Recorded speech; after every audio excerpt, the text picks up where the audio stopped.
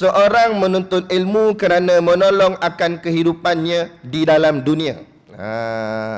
Dia mengaji ni, matlamat dia, niat dia kerana nak tolong kehidupan dunia dia. Maksudnya macam mana? Tujuan dia pergi Mesir, tujuan dia pergi Jordan, tujuan dia pergi ngaji Madinah, Mekah dan sebagainya. Tak kira lah, hatta luar negara atau dalam negara. Atau dia ngaji Pondok Kelantan, atau dia ngaji kat Patani, ngaji pesantren Indonesia. Nah, mengaji tu bagus dah, tapi tujuan mengaji supaya balik mengaji nanti boleh kerja. Nampak? Boleh kerja, boleh cari duit. Dengan ngaji tadi, ilmunya tadi boleh dapat kerjaya, ada kerja, dapat gaji. Jadi tujuan dia mengaji nak tolong kehidupan dunia dia. Ini ciri-ciri golongan yang kedua, kata Syekh Abdul Samad.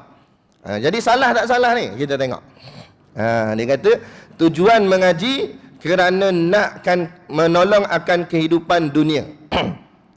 Dan kerana dapat kemuliaan. Satu lagi pula, tadi dia nak tolong keduniaannya. Yang kedua, dia mengaji ni sebab nak dapat kemuliaan. Supaya bila dia mengaji jadi mulia. Kadang-kadang ni silat-silat anak murid. Anak murid tengok gahnya tok-tok guru dia. Biar dia ikut tok-tok guru. Dia tengok tok guru dia orang salam cium tangan, orang peluk dan sebagainya. Dia pun duk berangan-angan di dalam pemikiran dia, satu hari nanti orang akan cium tangan aku. Bukan salah orang cium tangan tok guru. Nampak? Tak salah kerana dia menghormati tok guru, menyanjung tok guru. Memang disuruh dalam syarak, disuruh dalam agama menyanjung alim ulama. Tetapi meminta-minta atau mengharap-harap orang cium tangan kita, atau meminta-minta, mengharap-harap orang muliakan kita, situ salah. Tengok, selalu orang tu cium. Kebetulan hari tu orang tu tak cium. Sebab allowance lambat masuk. Nampak? Jadi dia macam tak ada mood sangat.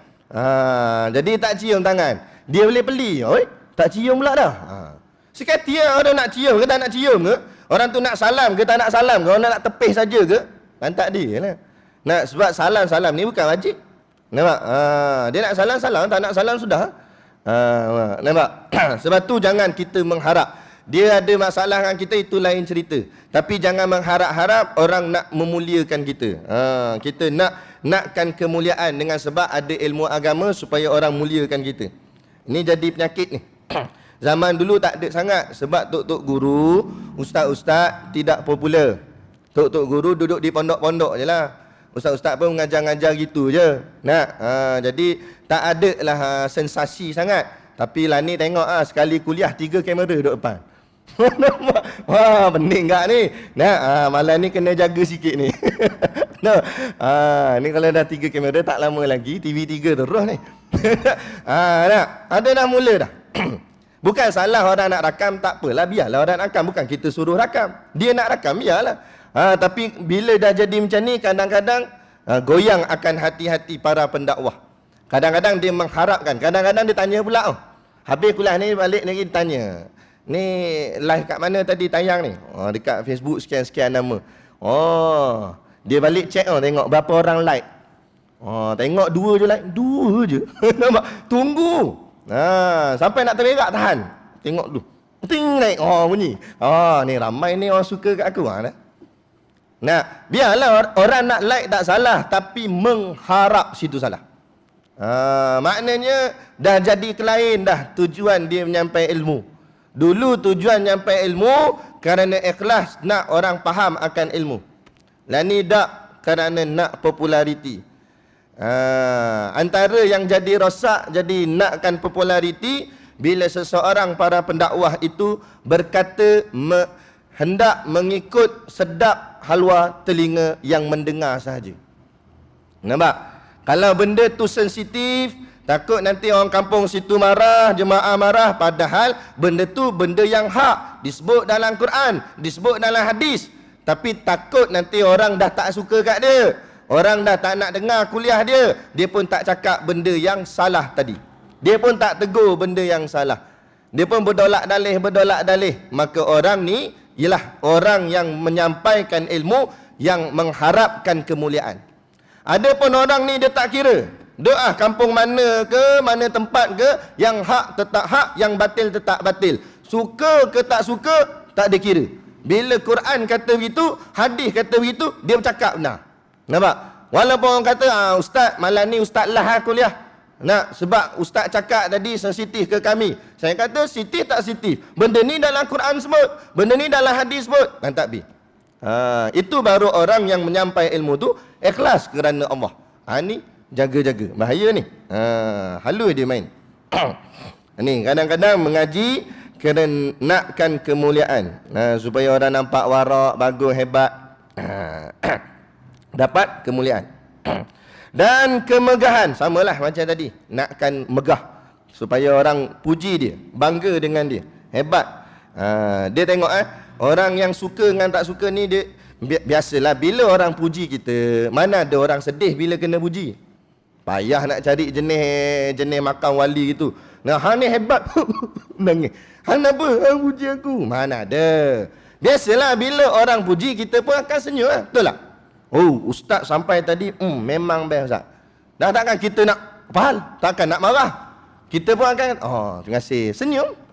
Biasalah bila orang puji kita, kita suka. Itu normal. Yang salah sisi agama, mengharap orang puji. Situ salah. Orang puji kita suka tak salah. Memang itu fitrah. Orang puji kita, kita suka. Normal lah tu. Kalau orang puji dia tak suka, itu tidak normal. Nampak? Itu sudah mereng kepala. Ada wire shot, orang puji kata, ni bagusnya, alim, warak, handsome. Cik, marah. Tak hantar apa. Nampak? Takkan tiba nak marah ni. Gila apa ni? Bila panggil dia bodoh, bangang ni, bodoh, bangang, ahli maksiat, dia suka. Terima kasih. Saya suka gitu. Itu namanya bodoh. Nampak? Mana ada jadi macam tu. Biasalah bila orang puji kita, kita pun suka. Itu normal. Tak ada masalah. Yang tu syarak tak larang. Yang larangnya, orang tak puji lagi. Tapi hati dah mula mengharap-harapkan pujian. Antara tandanya apa? Sebab tu tasawuf ni benda dalam hati. Dia tak nampak kot luar ni. Dia main dalam hati. Tapi kalau busuk dia terlampau kuat, dia akan keluar sampai nampak keluar.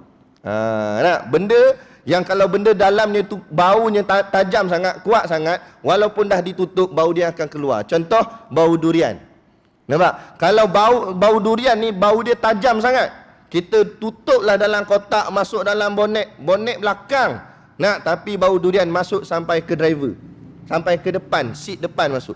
Kuatnya bau. Begitu juga kalau dia sikit-sikit je ada perasaan rosak dalam hati, tak nampak lagi kat zahir. Tapi kalau busuk sangat hati dia, nampak sampai ke zahir.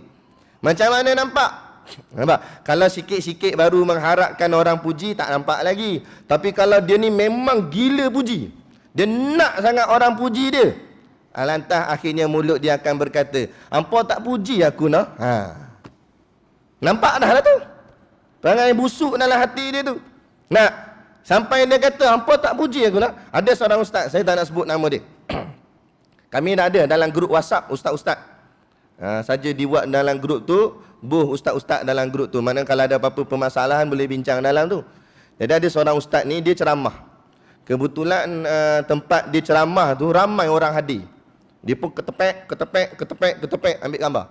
Lepas tu dia post dalam grup WhatsApp tu. Lepas 15 minit, itulah yang terakhir ada dalam grup WhatsApp tu, gambar yang dia hantar tu. Tak ada apa-apa komen, tak ada apa-apa. Last kali dia sendiri yang kata, hampa langsung tak buat like kat aku nak. Aku sampai ceramah ni ramai orang dengar ni. Lepas tu semua ustaz ting naik like. nak sangat like, ambil nampak? La ilaha illallah. Ada jenis gitu pun ada. Itu ustaz lah tu. Yang tak start lagi tak tahu. Tu kata. Benda ni halus permainan dia. Ataupun kadang-kadang dia boleh nampak dengan apa? Bila orang kritik dia. Biasa orang puji, bagus. Bulan tu pergi, keluar, orang condemn dia. Ustaz cakap ni tak betul. Gini, pam. Akhirnya muka jadi lain. Tak apa lagi lah muka jadi lain. Biasalah bila orang kritik kita, kita akan rasa sedih dan sebagainya. Itu normal, fitrah manusia. Tetapi kalau tanda dia tak suka, Dia nak bila dia buat orang puji saja, tak suka orang kritik, akhirnya dia akan merajuk. Last sekali dia akan keluar kenyataan, tak apalah saya tak nak mengajar dah Masjid Sungai Burung. Orang kata ke saya, cakap saya gini. Padahal yang cakap ke dia seorang je. Yang lain tak cakap apa-apa pun. Akhirnya merajuk tarik diri. Jenis gini mengajar tak ikhlas. Maknanya selama ni dia mengajar nak orang puji dia. Nah, tiba-tiba bila orang kritik dia, dia tak boleh terima. Jadi selama ni kamu mengajar ni, nakkan balasan daripada manusia ke atau daripada Allah? Daripada Allah. Nah, apa yang kita cakap, Allah suka dah dengan apa yang kita sampaikan. Kita sampaikan tu ikhlas dah. Nah, apa yang perlu dicakap, kita cakap. Kita dah kata dah apa yang Nabi suruh, apa yang Allah suruh. Selesai dah lah. Yang penting Allah dah reda dengan apa yang kita buat. Walaupun manusia tak suka ke, tak reda dan sebagainya. Lantak ke dia. Tu. Tu jangan mengharap keredaan makhluk. Jangan mengharap keredaan makhluk. Allah beri makhluk orang puji makhluk tersebut tak apa, tapi jangan mengharap. Kita tak kira lah mana-mana pun.